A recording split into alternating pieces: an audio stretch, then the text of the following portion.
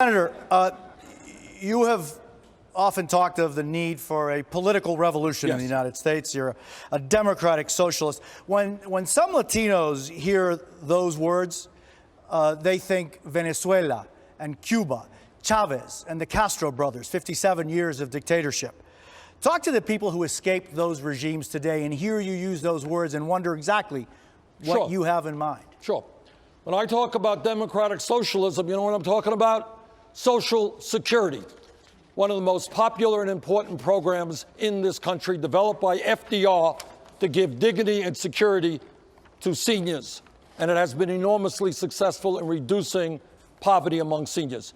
When I talk about democratic socialism, I am talking about Medicare, a single-payer healthcare system for the elderly. And in my view, we should expand that concept to all people. I believe that everybody in this country should be entitled to health care as a right, and the most effective way to do it is through a Medicare for all single-payer program. When I talk about democratic socialism, I'm not looking at Venezuela. I'm not looking at Cuba. I'm looking at countries like Denmark and Sweden. And you know what goes on in those countries? All of the kids who have the ability and desire go to college. And you know how much it costs? It is free. They have child care systems which are outstanding. They have public educational systems which are extremely strong. The retirement benefits for their elderly, much better than they are in the United States. Bottom line is, when I talk about democratic socialism, what I mean is moving away from where we are right now.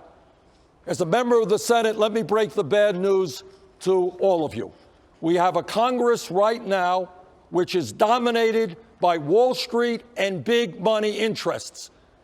The members of Congress are not worried about the people making $9 an hour. They're not worrying about the kids who can't afford to go to college.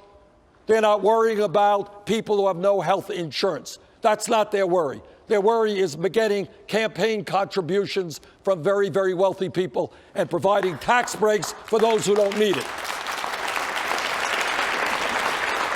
So in one sentence, Jose, we're not talking about Venezuela. We're not talking about Cuba.